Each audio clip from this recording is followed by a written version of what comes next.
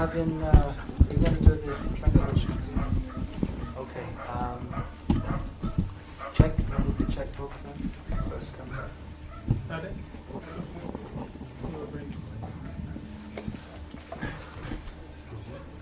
Jai Radha Madhava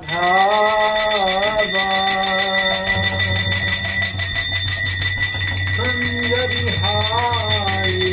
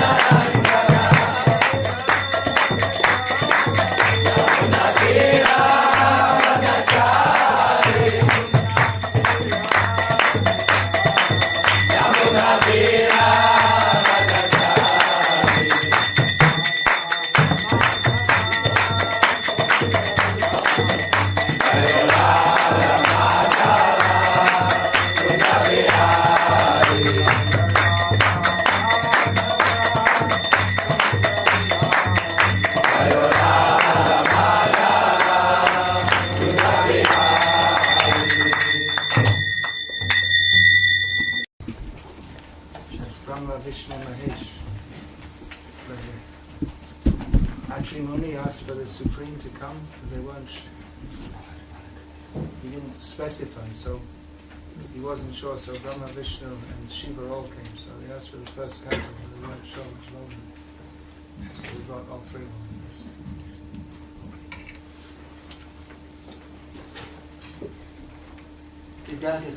Could you get some of my books, including that new pilgrim? You have some copies of it? I don't have this pilgrimage. You didn't get it? No, not yet. On the farm, on the Thursday. Okay, well, in my room up there, in both of the bags. There's a green bag and a big black bag, both of them, there's some copies. You can bring them also. And Bhakti Vikas Swami BVKS. So we're going to read the Krishna Svadhamo Bhakti Vikas, which is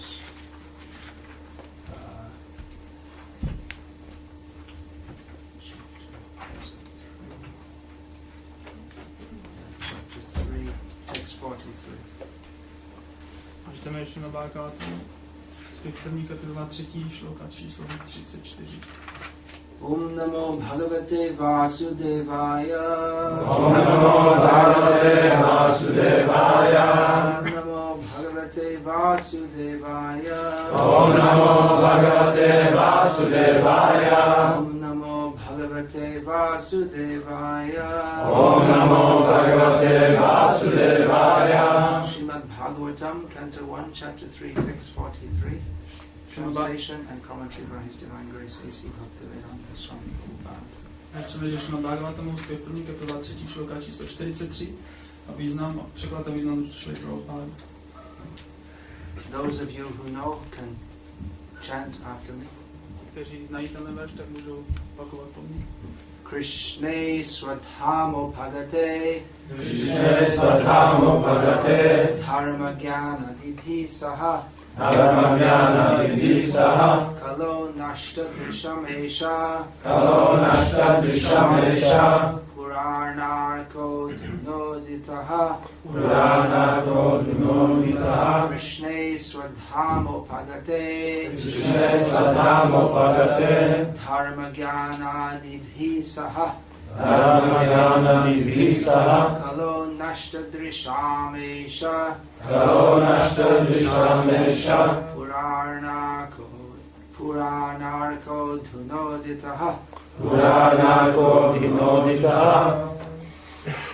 Translation. This Bhagavad Purana is as brilliant as the sun, and it has arisen just after the departure of Lord Krishna to his own abode, accompanied by religion, knowledge, etc. Persons who have lost their vision due to the dense darkness of ignorance in the age of Kali shall get light from this Purana. Tato Bhagavata Purána září jako slunce, vzešla bezprostředně poté, co se pán Šrí Kršna navrátil do své vlastní říše, doprovázen náboženstvím, poznáním a tak dále. Lidem, kteří vlivem hluboké temnoty, nevědomosti tohoto věku Kali pozbyli veškerou schopnost vidět, přinese světlo tato Purána. Význam. Pán Šrí Kršna se ve své věčné říši Dhámu těší spolu se svými věčnými společníky a příslušenstvím věčnému blahu. Jeho věčná říše je projevem jeho vnitřní energie, zatímco hmotný svět je projevem energie vnější. Vstoupil-li pán do tohoto hmotného světa, pak je to výhradně prostřednictvím jeho vnitřní energie Atma Máji, která také zahrnuje veškeré jeho příslušenství. Pán Bhagavad Gita praví, že sestupuje prostřednictvím své vlastní síly Atma Máji. To znamená, že jeho podoba, jméno, sláva, příslušenství, říše a tak dále nejsou stvořeny hmotou. Sestupuje, aby spasil pokleslé duše a aby znovu nastolil náboženské zásady, které sám stanovil. Nikdo mimo Boha není oprávněn ustanovit pravidla náboženství. Pouze Bůh nebo osoba jim splnomocněná mohou určit náboženské zásady. Opravdové náboženství znamená poznat Boha, poznat svůj vztah k němu, svou povinnost vůči němu a konečně také poznat i místo, kam se můžeme dostat po opuštění hmotné schránky. Jelikož jsou podměněné duše v pasti hmotné energie, nemají o těchto životních zásadách téměř ani ponětí. Většina z nich žije jako zvířata, která pouze jedí, spí, mají strach nebo se páří. Pod rouškou zbožnosti, poznání a spasení se vlastně věnují jen smyslovým pohybu a pod vlivem tohoto věku sváru Kaliugy jsou podměněné duše zaslepeny ještě víc. Lidské pokolení tohoto věku je jen vylepšeným vydáním zvířat. Lidé nechtějí mít nic společného s duchovním poznáním a s božím životem. Jsou zaslepeni do takové míry, že nejsou schopni vnímat nic jiného než to, co jim zprostředkovává jednohmotná mysl, inteligence či ego. Přesto jsou velice hrdí na svůj pokrok v poznání, ve vědě a v hmotné prosperitě. Jsou dokonce schopni riskovat své vlastní životy a stát se po opuštění svého současného těla psem nebo prasetem, nebo ztratili veškeré pojmy o tom, co je konečným cílem života. Osobnost božství Pán Šrí Kršna se zjevil krátce předtím, než začala Kali Yuga, a do své věčné říše se navrátil s jejím začátkem. Během svého pobytu v tomto světě vyjevil vše ve svých činnostech. Pronesl Bhagavad Gítu a odstranil tak všechny pokrytecké náboženské zásady. A těsně před svým odchodem z tohoto světa splnomocnil skrze národu Muniho Šrí Vásedeva, aby se stavil Šrimad Bhagavatam. Bhagavad Gita a Šrimad Bhagavatam jsou tedy proto jako pochodně dávající světlo zaslepeným lidem tohoto neblahého věku. Jinými slovy, chtějí lidé v tomto věku Kali uzřít opravdové světlo života, tak je zcela nevyhnutelné, aby se obrátili na tato dvě díla. Jen tak dovrší své lidské poslání. Bhagavad Gita je předběžným studiem pro pochopení Šrimad Bhagavatamu. Šrimad Bhagavatam je sumum bonum života, Pán Šrí Kršna. Bhagavatam samotný je nutno přijmout jako přímé zastoupení Pána Kršny. Ten, kdo je schopen vidět Šrimad Bhagavatam, je tak schopen vidět Kršnu osobně, protože jsou totožní. This is a well-known verse within the Srimad Bhagavatam. To je velice známý verš ze Srimad Bhagavatamu. It's one of the several verses within Srimad Bhagavatam describing the glories of Srimad Bhagavatam. Je to jeden z veršů ze Srimad Bhagavatamu, který popisuje slávu Srimad Bhagavatamu. In modern literature, if within the book the writer wrote that this book is wonderful, you would think that the writer was being very egoistic. Že v moderní literatuře, když nějaký spisovatel řekne, že napíše o té své knížce, že je velice úžasná, tak my si budeme myslet, že to je velice egoistický autor. But that's normal in Sanskrit prayers and in literary compositions. Ale v sanskritských modlitbách a literárních kompozicích je to velice normální. There is fal shruti, that means that what benefit you will get from reciting this or reading this. Takže jaký benefit získáme z toho, když to budeme recitovat? Shri Gurvashtakam Etaduchai Brahma Mahurti Patati Prayatnad. That's stated about the Gurvashtaka, the prayers we sing every morning. That those who rise and during the early morning of the hours, the Brahma Mahurta, they chant this loudly. Tameva Vrindavana Nata Sakshat Sevaiva Lavi. They attain direct service to Vrindavana, Krishna in Vrindavan. Takže jako je oslavovaná Gurvaštaka, kterou zpíváme každé ráno, tak je popsáno, že ten, kdo zpívá ten Gurvaštaku nahlas v Brahma Muhurtě ráno, tak ten dosáhne služby Vrindavanátovi ve Vrindavanu. So Vishwanath Chakravarti Thakur is writing this. Tohle píše Vishwanath Chakravarti Thakur. How can he say this? A jak tohle z toho může říct?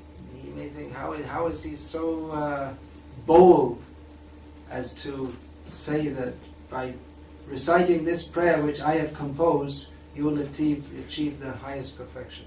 Tak jak může tohle z toho prohlásit, tak si může být tak jako sebejistý, že říká, že to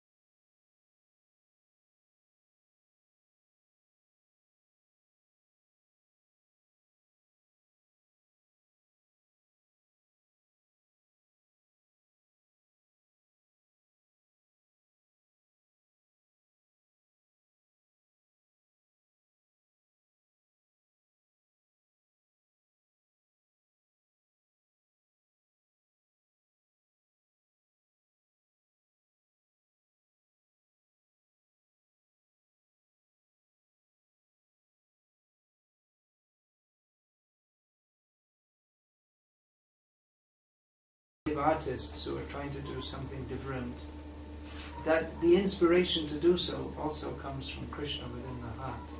Že dokonce i u těch světských autorů, kteří se snaží něco napsat, tak všechna ta inspirace, kterou mají, tak ve skutečnosti taky pochází od Krishny, který je v srdci. All the art is expression, trying to convey some feeling or mood in a manner that cannot be done so simply by describing it.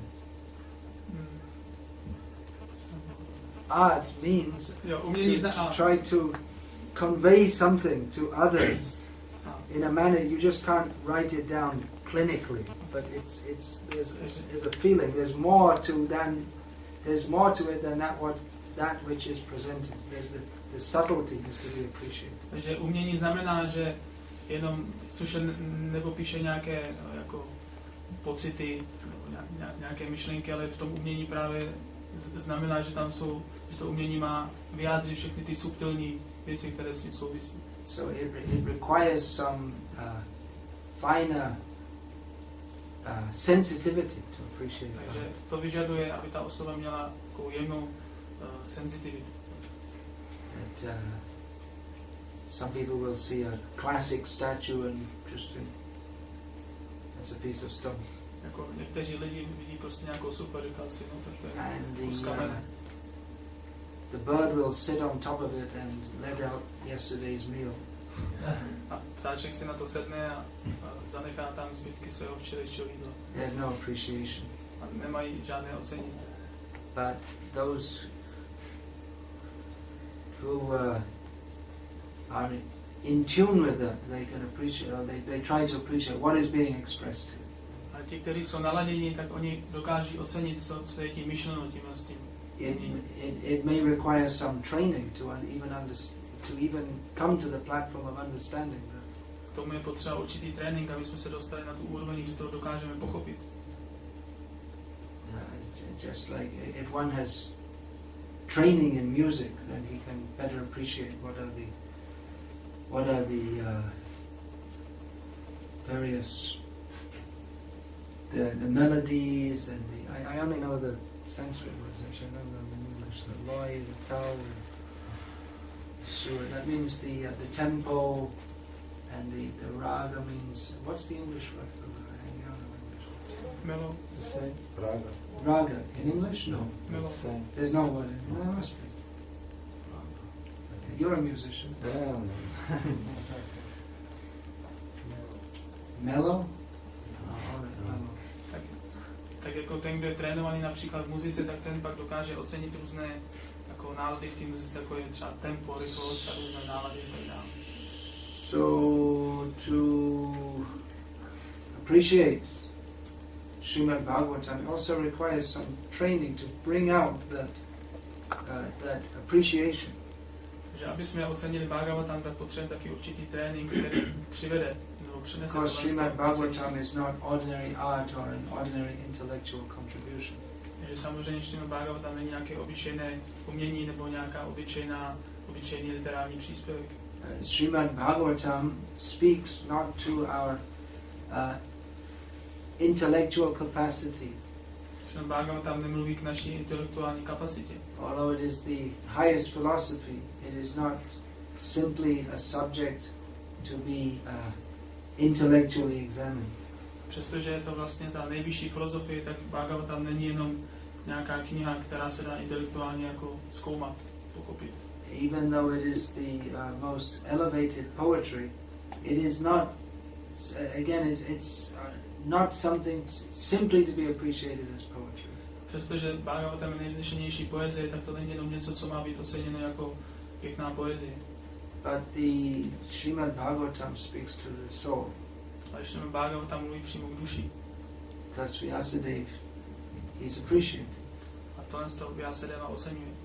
This Srimad, he's saying here, the Srimad Bhagavatam, it gives us the intelligence by which we can, by which our spiritual perception can be awakened. On říká, že ten Bhagavatam nám dává inteligenci, jak můžeme dosáhnout z té duchovní úrovni. Kalo nashta drishamesha. These people in Kali Yuga, the age of quarrel, their intelligence is covered over. Řečeno, že inteligence lidí v Kaliuze je pokryta. Intelligence means the ability to appreciate that which is closest to them. Že inteligence znamená, že ta osoba má schopnost ocenit něco, co se jí týká. The subject matter of Bhagavatam is Krishna, the Supreme Soul. A námětem Bhagavatam je Krishna, nejvyšší duše. He's the closest to us in all respects. On je ten, co je k nám nejbližší ve všech aspektech. He's sitting in everyone's heart. The soul is accompanied by the Super Soul, Krishna. On sedí v srdci každého a naše duše je vlastně, nebo on dělá společníka nám jako naši duše. And close, when we say close, that can mean physically close and it can mean emotionally close also. Když říkáme, že je velice blízko, tak to není jenom fyzicky, ale hlavně emocionálně. That's why you can have a close friend. He might be on the other side of the world, but he's still your close friend. Když máte blízkého přítele, tak on může být i klidně na druhé straně zeměkoule, ale přesto je to blízký přítel. Because the distance, the physical distance, doesn't have anything to do with the closeness of the relationship. Protože ta fyzická vzdálenost nemá co dočení s tím blízkým přátelstvím. So Krishna is our closest friend. Že Krishna je náš nejbližší přítel. He's close to all of us because he's everywhere and he's with every living being. Takže on je velice blízko nás, protože on je všude a je s každou živou bytostí. And he's also our closest friend in as much as he never gives up on us. A je také náš nejbližší přítel, protože on nás nikdy neopouští. Even though our consciousness is covered by forgetfulness of him, he never forgets us. A i když naše vědomí je pokryto tím, že na něj úplně zapomeneme, tak on nezapomene na nás. So Srimad Bhagavatam is that sun-like literature which reveals everything. Takže Srimad Bhagavatam je literatura, která je přirovnávána ke slunci, která vyjeví všechno. We can't see, we are blind. Nemůžeme vidět, protože jsme slepí. Although our eyes see, we don't understand what we need to see. A i když naše oči vidí, tak my nechápeme, co my potřebujeme vidět. We see everything in the world, but we don't see Krishna. My vidíme všechno v tomhle světě, ale nevidíme Krishnu. Krishna is everywhere, but due to our lack of closeness to Krishna, because we're not cultivating closeness to Krishna, and we never see him. Takže my vidíme spoustu věcí, ale díky tomu, že my nekultivujeme ten náš vztah, tu naši blízkost ke Krishnovi, tak my ho nikdy nevidíme. So Srimad Bhagavatam gives us the knowledge by which we can see Krishna. Takže Srimad Bhagavatam dává poznání, jakým způsobem můžeme vidět Krishnu. And of course not just see him. A nejenom ho vidět. Many people say, can you see God or can you show me God? Jako hodně lidí říká, tak vy vidíte Boha, nebo můžete mi ukázat Boha. But it's not just a matter of seeing. A to není otázka toho vidět ho. If you have a close friend, it's not, you just don't just look at them. Když máme blízkého přítele, tak to není jenom to, že se na něj pořád koukáme. But there is so many interactions. Tady je spoustu různých vztahů. That's friendship is composed of how we interact with each other. Přátelství se skládá z toho, jakým způsobem mezi sebou jednáme.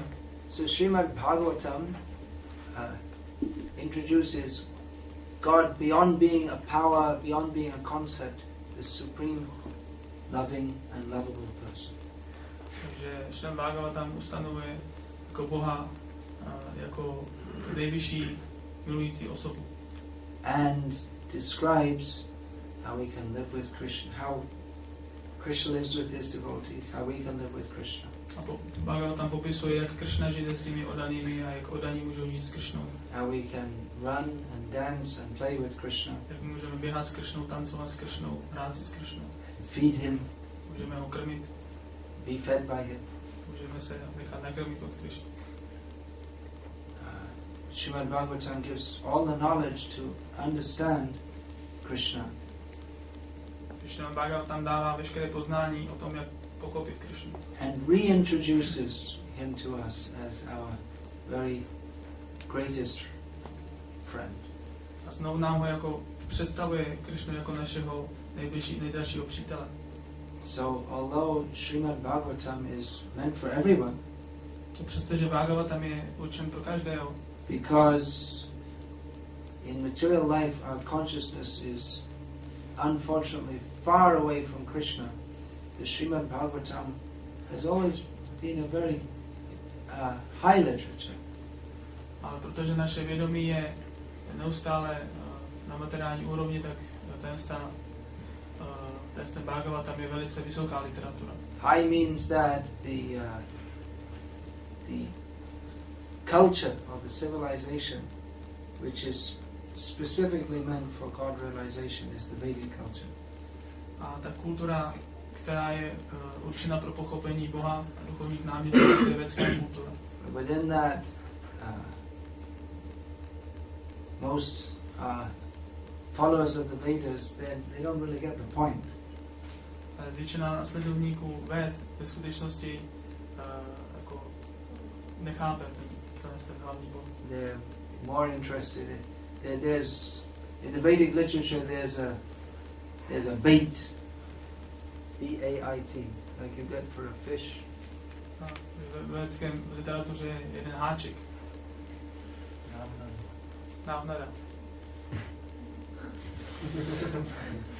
Something to attract people, because people are interested in lower principles. Takže tam něco, co právě má přitáhnout tyhle lidi, protože lidé se jinak zajímají o nižší věci. You want to enjoy yourself, well, perform pious activities, and in the future life you can enjoy tremendously more than you can now. Že oni chtějí dělat zbožné skutky a pak v budoucnu si velice užívat. So that's just to get people on the Vedic path. Že ten je tady stanoven jenom proto, aby lidé následovali védskou cestu. And having gotten on the path, then they have to come to the stage of realizing that, well, actually there's no real pleasure in this material world anyway. A jakmile se dostanou pak na tuto cestu, tak oni mají pak pochopit, že ve skutečnosti v tomhle materiálním světě není žádný jako požitek. So let's try to get liberated from it. Takže radši se budeme snažit se osvobodit z tohohle. And generally that's considered, that's very high, that's the highest level of Vedic understanding. A to osvobození je často považováno jako velice vysoké stupeň. But even way above that is the activities in the liberated position, loving exchanges with Krishna. Ale mnohem nad tím jsou činnosti v osvobozeném stavu, což jsou láskyplné výměny s Krishnou. So that is specifically described in the Srimad Bhagavatam. A toto je specificky popsáno ve Srimad Bhagavatamu. This is the highest knowledge. A to je to nejvyšší poznání.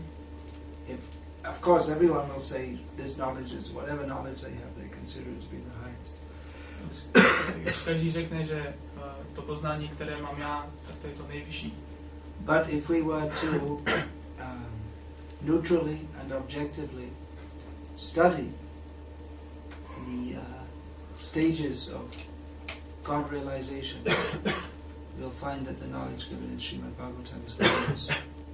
Když budeme neutrálně a objektivně studovat různé stádia, jako úrovně chápání Boha, tak pochopíme, že Srimad Bhagavatam je to nejvyšší stádium. Actually, Srila Bhaktivinoda Thakur has done this in his Sri Chaitanya Shikamra.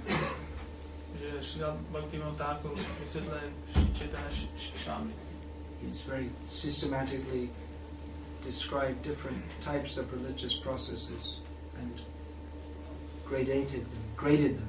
On velice systematicky popisuje různé náboženské procesy a takhle postupně staví do takové příčky. And systematically shown how the pure devotional service to Krishna without any personal desire is the highest expression of consciousness.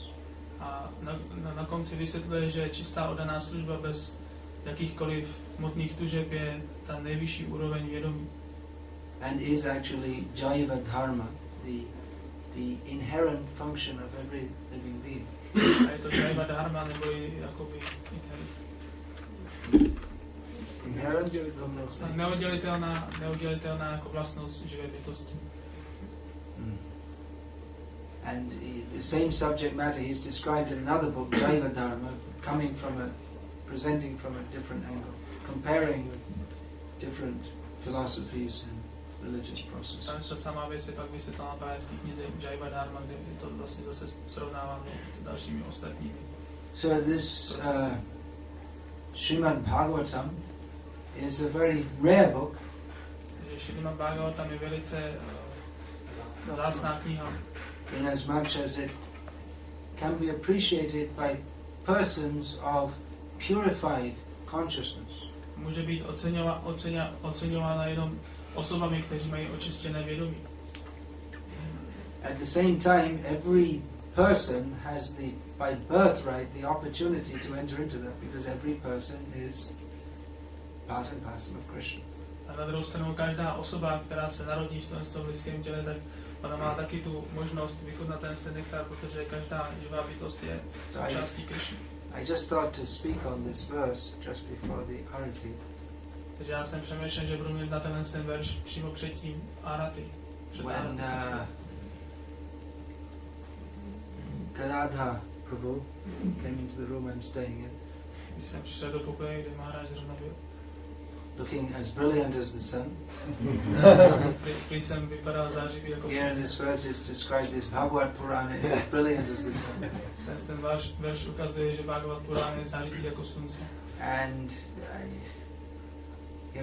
I've spent most of this life in India, as you know.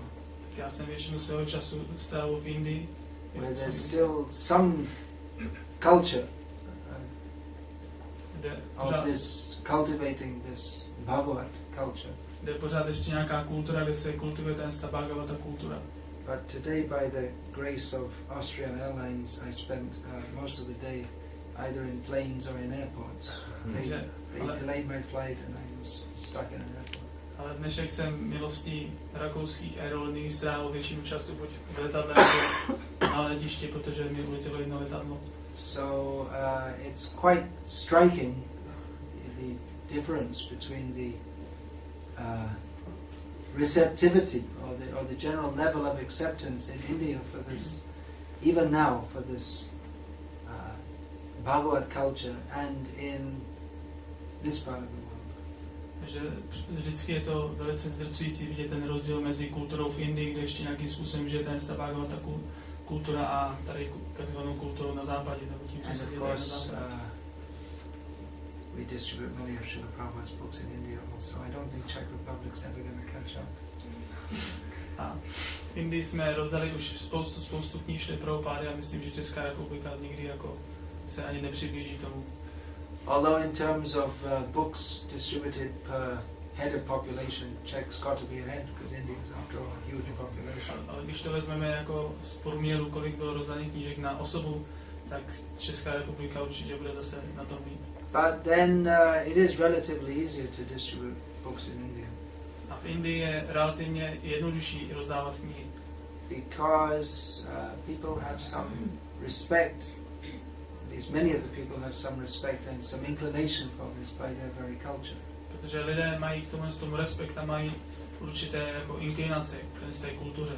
It's quite amazing how so many of these books are being distributed in countries where it's from the average person's point of view something very foreign.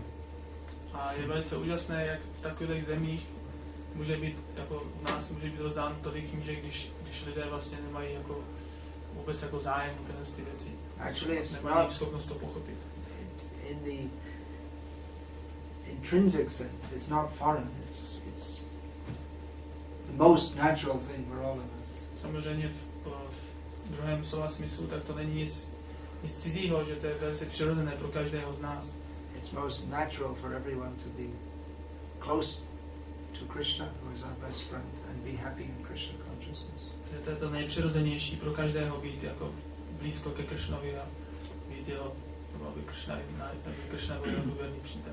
But the goals of the culture of this part of the world and the exposure, the things that we've been exposed to since birth are quite different to what is being presented here. Ale ty cíle, tyhle nynější kultury a ty věci, v kterých jsme vyrostli, jsou úplně něco jiného, než co se dozvídáme tady v Bhagavatam.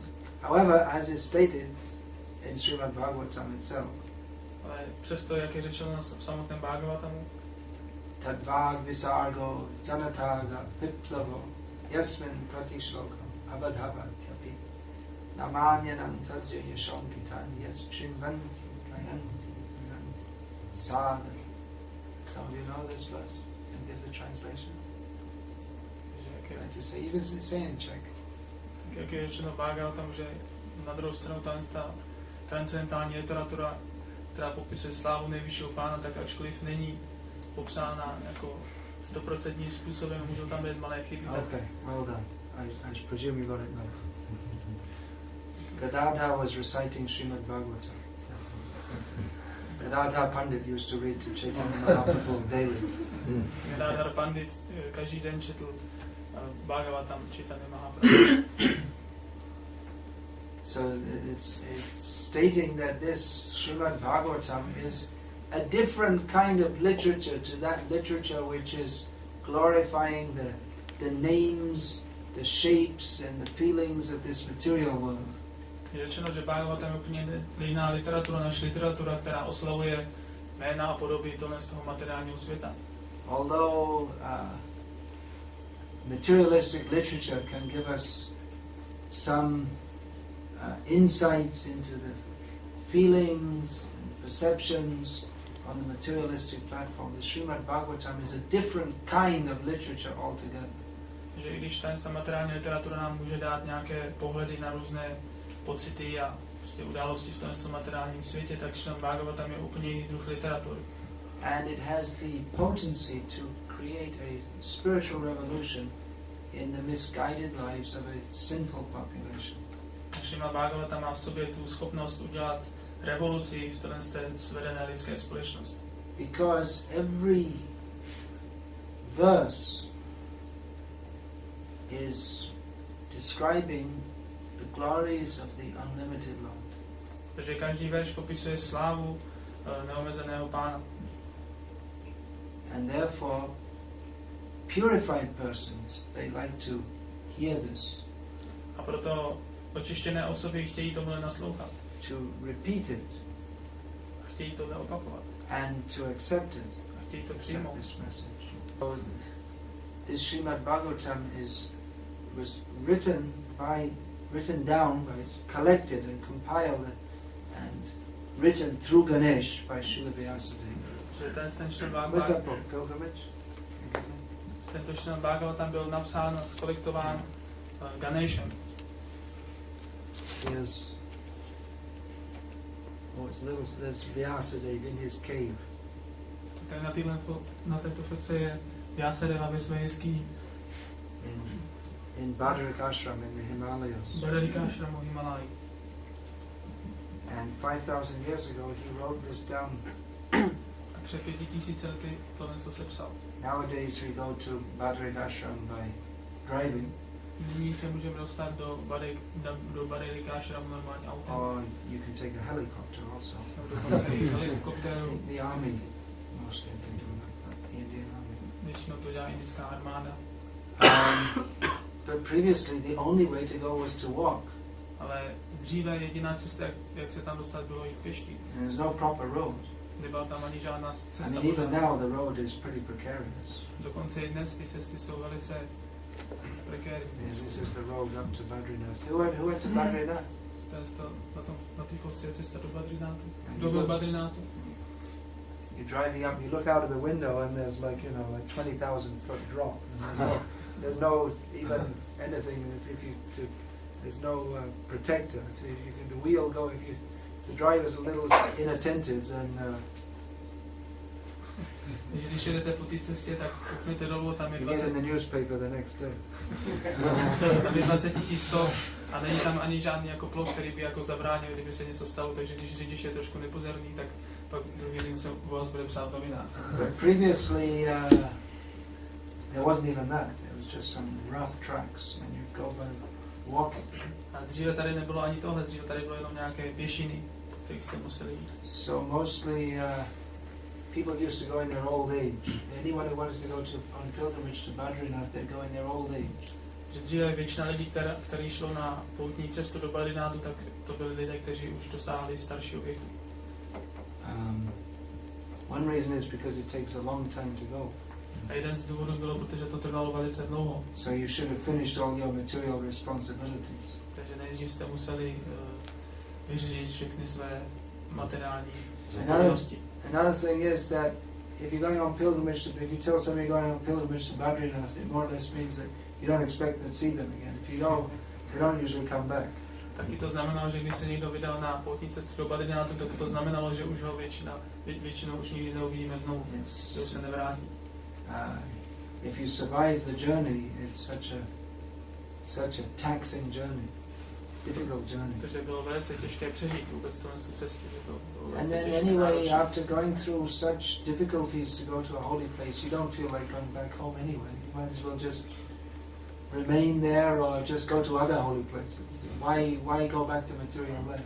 A i ten Bůh, když už ta osoba projde všechny ty těžkosti a dojde na to svaté místo, tak už dosáhne takového jako stavu vědomí, že si řekne, tak proč bych se vůbec měl vracet, tady zůstanu nebo půjdu na další poutní místo. So Vyasadeva was sitting at Bhadrik Ashram in this remote place, which is cold even in the summer. Takže Vyasadeva seděl na tom odlehlém místě, kde je většinou zima, dokonce i v letním období. And if you go down on the plains of India in the summer, they were complaining it was 30 Celsius here, but there it's 40 up. It's there on the plains of India in the summer. Generally, the temperatures, the daytime temperatures start at 40 when they, that's on plains. On the plains, the flat land. There's the mountains, the Himalayas, and then down below there's the Gangetic plain. It's called. Takže v Indii na rovinách takhle bývá 30 stupňů, 40 stupňů Celsia. There are no cell phones. So there's another great place where the Srimad Bhagavatam was recited at Naimisharanya. Ke další známé místo, kde Srimad Bhagavatam bude recitováno, to je Naimisharanya. And somehow or other, I could never work it out, but they say that Vyasadeva was there also, compiling Srimad Bhagavatam, although we know that's the place where Sutta Goswami spoke about Bhagavatam. A je řečeno, i když já jsem na to ještě nějak nepřišel, tak je řečeno, že Šrila Vyasadeva tam byl taky přítomný. A jak víme, tak tam byl Sutta Goswami. Is Vyasadeva at Naimisharanya. Že ten je Vyasadeva Naimisharanya. So anyway, you can go to these places if you're lucky. I was lucky enough. Když budete mít štěstí, tak se můžete dostat na tohle místo, já jsem měl to štěstí. Or if you're even more lucky, you can bring these holy places to the world by distributing Srimad Bhagavatam. A když máte ještě větší štěstí, tak můžete přinést ty posvátná místa do celého světa tím, že budete rozdávat Srimad Bhagavatam. But when you go to these places, you see it's so different from the life in the big cities, even of India, what to speak of the Western world. Když jdete na tyto místa, tak je tam takový rozdíl mezi životem na těch místech a životem ve velkých městech, dokonce i ve velkých městech v Indii. And you can appreciate how Vyasadeva was sitting in his cave in deep meditation, far, far away from any city. Že můžete ocenit, jak Vyasadeva seděl v té jeskyni v hluboké meditaci, daleko od civilizace. And composing Srimad Bhagavatam. A tam komponoval Srimad Bhagavatam. And here it is on the streets of Prague. A nyní na ulicích Prahy. What happened? How did that ancient text become translated in Czech language and be distributed in Prague? Jak je to vůbec možné, že ten dávný text, který je teď přeložený do češtiny, se rozdává v ulicích Prahy? Well, there was a great plan. Takže tady je velký plán zatím. Vyasadeva is Trikala Darshi. He sees past, present, and he has the ability to see past, present, and future. Vyasadeva je Trikala Darshi, že on může vidět minulost, přítomnost a budoucnost. Thus he was able to compile Srimad Bhagavatam. Takže on byl schopný zkomponovat ten Bhagavatam, in which he describes the history of the universe, even going back thousands and millions of years to the creation, and even before the creation. Ve kterém popisuje historii tohoto stvoření miliony a miliony let dozadu a dokonce i popisuje to, co se stalo předtím, než byl stvořen ten vesmír. And he speaks of current affairs at that time. A on píše o těch situacích, které se odehrály v té době. It was a very important time in the history of the universe. To byl velice důležitý bod v historii vesmíru. Because Krishna was personally present at the time. Protože Krishna byl v té době osobně přítomen. It gives the whole universe meaning. A on dal celému vesmíru jako smysl. And Vyasadeva also gave so many predictions of what will happen in future. A Vyasadeva taky dal spoustu předpovědí, co se stane v budoucnosti. Which we've seen many of them come true, and we're seeing them all around us today. A my můžeme vidět, že spoustu z těchto předpovědí už se stává pravdou kolem sebe. Just like he writes of Lord Buddha, but as a prediction. At that time it was a prediction. Tak jako popisuje pána Budhu, ale v té době, když Vyasadeva to psal, tak to byla vlastně předpověď. Buddho nam jana sutta kikateshu bhavishyati. Bhavishyati means will come, will be born. Že bhavishyati znamená, že on se narodí. So he said that Buddha will be born as the son of Anjana in the province of Kikat. Takže on píše, že Buddha se narodí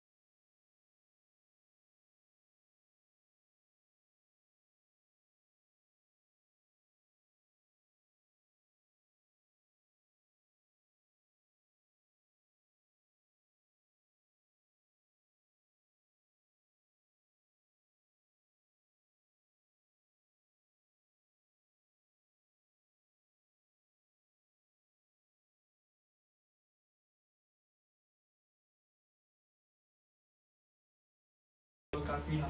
18 volumes. 18 dílů. But from the perspective of the unlimited, even if it was 18,000 times, it would still only be an introduction. Ale z pohledu neomezeného, i kdyby to bylo 18 000 svazků, tak pořád to je jenom takový souhrn. But actually everything's there. Ale ve skutečnosti všechno je zde. Just like on the cover, you can see there's Golok Vrindavan, all the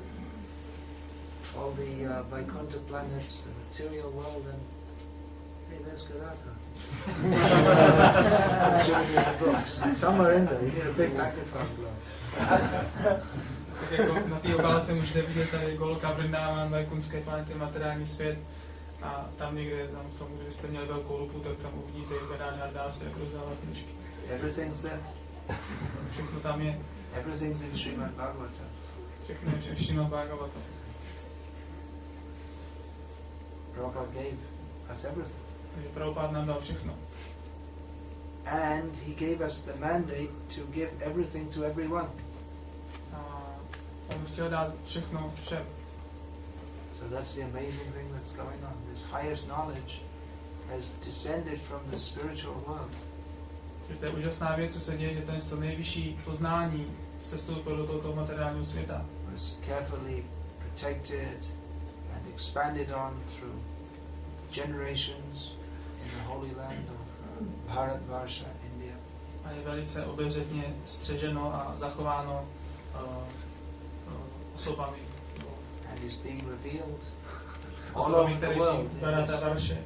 in this dark age of Kali. A pak je rozšířeno po celém světě v tom temném věku Kali. To give the light of the absolute truth of Krishna. Aby dalo světlo absolutní pravdy Krishny. So it's amazing how these books are being distributed. Že to je úžasné, jak ty knihy se rozdávají. If people don't choose to read these or to purchase such books, by themselves, they don't just choose to purchase. Ty lidé sami o sobě, oni se nerozhodnou, aby si koupili tyhle knihy. But when they're introduced to these books by the devotees, earnestness and seriousness, that they appreciate that this is something very valuable. Ale když tyhle knihy jsou jim představeny oddanými a oddaní mají velkou touhu a jako jim dá tyto knihy, tak oni ocení tyto knihy, začnou oceňovat tyto knihy a pořídí si. Otherwise, if you just made a stand on the street and people had to come and choose, I don't think many people would choose to buy these books. Ale když si jenom si uděláte nějaký stánek na ulici a budete čekat, až si někdo přijde a koupí si knížku, tak já si myslím, že mnoho lidí si knížky nekoupí. Even to read it, you have to really apply it. You really have to think about it to try to understand what it means. Dokonce, když to chcete číst, tak musíte hodně přemýšlet o tom, co tam vlastně je napsáno. Although Srila Prabhupada has presented in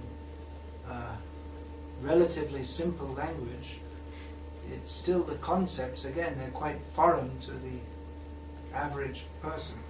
Že když Srila Prabhupada to vysvětluje velice jednoduchým způsobem, tak přesto je to velice něco vzdáleného pro obyčejné osoby. Just like I read the first sentence, I just open on page 99. Jako teď jsem otevřel stránku 99 a čtu první větu. The first sentence, there are different occupational activities in terms of man's different conceptions of life. A je řečeno, že jsou různé činnosti, přenesené činnosti, co se týče různých lidských. It's not so easy to understand, is that there are different occupational activities in terms of man's different conceptions of life. Co se týče různých představ o životě, jako lidí. So, it's not like reading some novel just to, to není jako, pass away some, že čteme just jenom to pass time. nějakou novelu a You really nějaká zábava. You really have to apply your intelligence to understand it, and even then it's difficult to understand. Že musíte opravdu použít svoji inteligenci, aby jsme to pochopili, a i tak je to velice těžké pochopit. But nevertheless, because these books have transcendental import, Přesto tyto knihy mají transcendentální obsah nebo důležitost. Because they speak ultimately not to the intellect but to the soul. Tak oni nemluví přímo k intelektu, ale oni mluví přímo k duši. They're having their effect. Tak oni mají svůj efekt. People are appreciating. Lidé je oceňují. And we can expect they will appreciate more and more. A my můžeme očekávat, že budou oceňovat více a více. So, Srila Prabhupada very much wanted that these Srimad Bhagavatams be distributed. Takže Srila Prabhupada si velice přál, aby tento Srimad Bhagavatam byl distribuován. Once devotees were asking that which are the best books of Vishnu, he said Bhagavad Gita and Bhagavatam, first canto, second canto especially. Jednou se oddaní ptali Srila Prabhupada, jaké knihy je nejlepší rozdávat, tak on řekl Bhagavad Gita a Srimad Bhagavatam první a druhé kanto. Of course all these books may be distributed. A samozřejmě všechny knihy mohou být rozdávány. This Bhagavad Gita seems very difficult, doesn't it? Ta Bhagavad Gita vypadá dost složitá, není to tak? Becoming fully Krishna conscious, one is free from all dualities and thus is free from the contamination of the material modes. Ten, kdo se stane vědomým Krishny, tak je zproštěn veškerých dualit. But so many people take to Krishna conscious, become devotees, especially by reading Bhagavad Gita as it is. A spoustu lidí, kteří přišli k vědomí Krishny a stali se oddaní, tak to bylo díky Bhagavad Gita. So, please go on distributing these books. Takže prosím, pokračujte, rozdávajte tyto knihy. It's wonderful to discuss. Je to úžasné diskutovat o tom. The topics described here, so it would be nice if there are more and more people to discuss it with. Je úžasné diskutovat o těch námětech v těchto knihách a je moc pěkné, když bude více a více lidí, s kterými o tom může mluvit. So much more to be said, but we'll continue tomorrow morning. Takže může být spoustu věcí o tom řečeno, ale můžeme pokračovat. There's no end to what's to be said. Tady není konec tomu, co by bylo řečeno. Srila Devotee Goswami gave a summary by speaking non-stop for 7 days and 7 nights. Prava Goswami dal souhrn, když mluvil 7 dní a 7 nocí. Tak dá jenom souhrn toho, že. And Prabhupada wanted us to go on discussing morning and evening throughout our lives. Prabhupada chtěl, aby jsme o tom diskutovali každé ráno a každý večer. Formally morning and evening and the rest of the time. Just go on discussing this. Takže hlavně ráno a večer, ale pak po zbytek života to můžeme neustále diskutovat. Anyway, I'll finish here. Takže tady bych skončil. Is there one or two questions? Jestli jsou nějaká jedna nebo dvě otázky.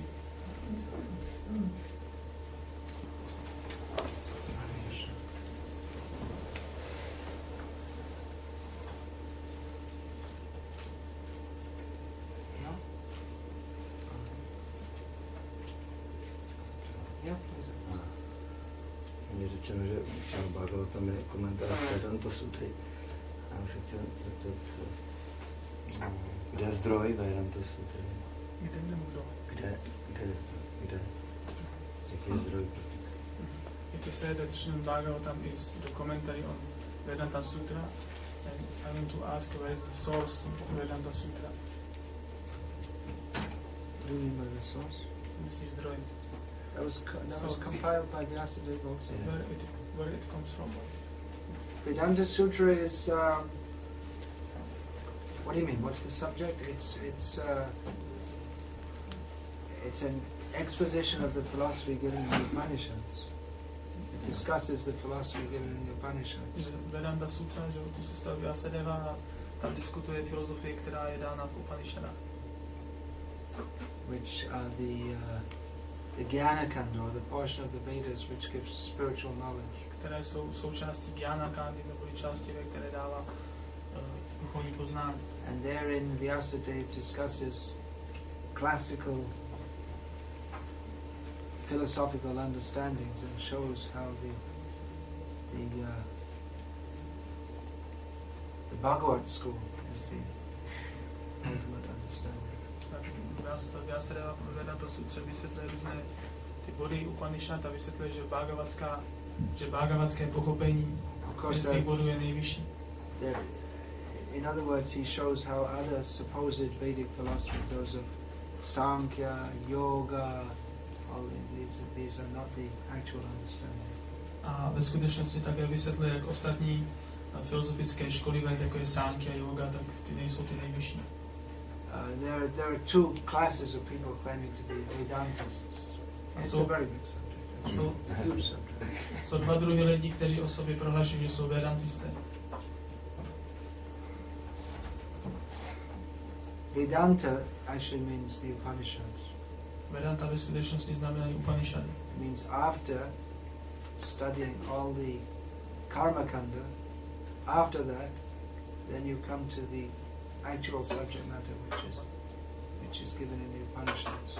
Znamená to, že poté, co prostudujete celou karma kandu, tak přijdete k námětům, které se diskutují v Upanishadách. And Vedanta Sutra is a collection of sutras or aphorisms which present the message of the Upanishads. A Vedanta Sutra je kolekce aforismů, které prezentují poselství Upanishad. So the commentaries by the acharyas on the Vedanta Sutra, they for each sutra they explain this sutra is this is based on this statement from the Upanishads, or they may give one or more quotes from the Upanishads. Když ačarové dávají komentáře na Vedanta Sutru, tak vysvětlují v těch svých komentářích, že tento statement, ten výrok je založený na tomto verši z Upanishad, na těchto citacích z Upanishad, a dávají tam jednu nebo víc citací. Just like the subject matter of Vedanta Sutra is introduced with Janmadhyasya yataha. Že ten hlavní námět Vedanta Sutry je popsán v tom verši Janmadhyasya yataha. The absolute truth is the source of all emanations. Že absolutní pravda je zdrojem veškeré So this is a summary of the Taittiriya Upanishad statement. A tohle je souhrn výroku z Taittiriya Upanishad. Yatova imani bhutani jayante. That from which everything emanates. To je to, z čeho všechno emanuje. Yena jatani jivanti, that by which everything lives, exists. Díky čemu všechno existuje a žije. Yat prayatya visamvishanti, that into which everything again enters or is destroyed. A je to do čeho všechno vstupuje, když je to zničeno. Tat vijigyasasva, that is the proper subject of inquiry. Atato brahma jigyasa. To je ten správný námět, na který bychom se měli dotazovat. Tat brahmeti, that is Brahma, that is the absolute truth. To je Brahma nebo je absolutní pravda. So this covers the Atato Brahma Jignasa, the first sutra, and Janmadhyasya yataha, the second sutra of Vedanta Sutra. Takže toto pokrývá to první a druhou sutru. And the Srimad Bhagavatam is the explanation of the Vedanta Sutra. A Srimad Bhagavatam je vysvětlení Vedanta Sutry. Beginning with? Která začíná Janmadhyasya yataha. Janmadhyasya yataha.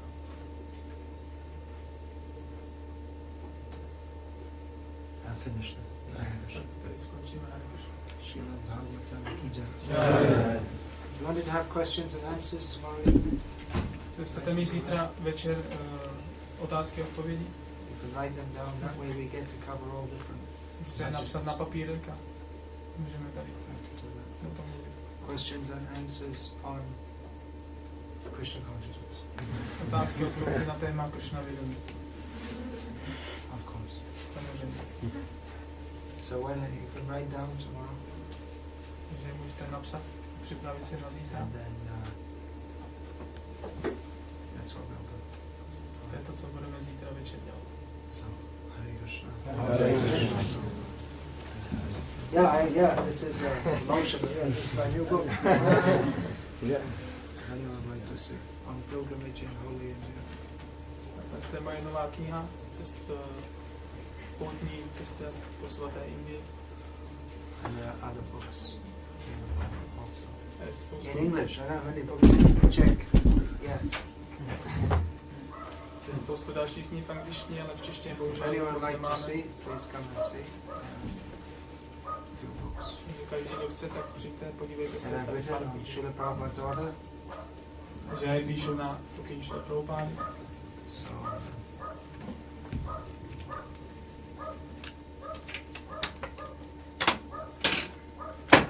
and the devotees are expressing that